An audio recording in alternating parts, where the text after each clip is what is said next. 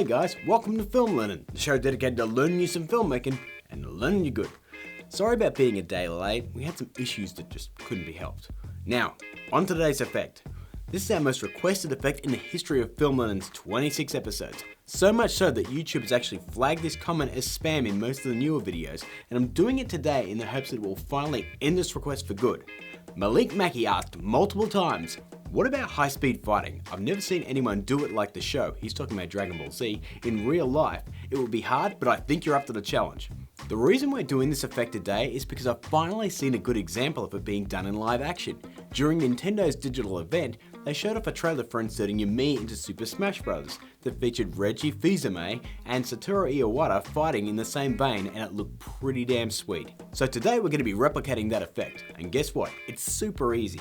Now to achieve this effect you need a couple of things. A shot of yourself throwing punches towards the camera for around about 45 seconds to a minute. Be sure not to move your head or your facial expression too much. And a shot of you from the side performing that same motion. Check out my speed in this shot as an example. I've shot mine on a green screen, but it's not really necessary. We'll also be adding some smoke and anime elements into the mix. I've included those to download below. Ready to go? My body is ready.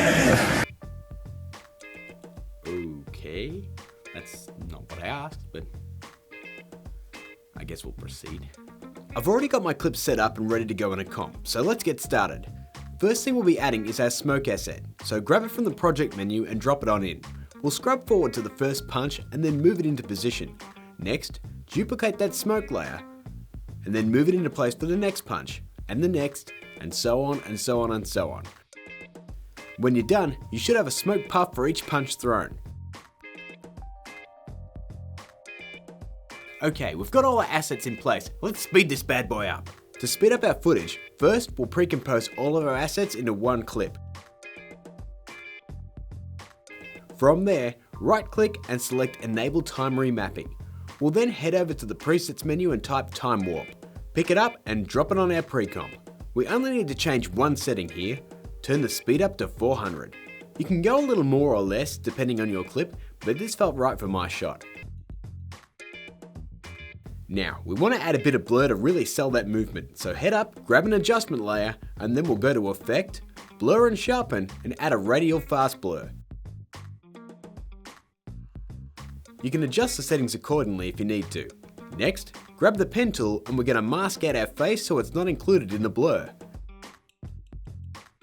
Feather that mask out about 15 to 20 pixels when you finish your mask. Lastly, drag and drop your anime focus lines in. You can mask around the actor if you like to better show them off. From there, head up to Effect, Blur and Sharpen, and add a camera lens blur. And make sure to tick Repeat Edge Pixels. Add all of those steps together and you'll get something like this. So that's the speed fighting effect. It's a quick and easy effect that looks cool and is well suited to those anime style fighting sequences. But don't feel limited just to punches. If you can manage to keep your leg up, it's great for a Chun-Li style kick.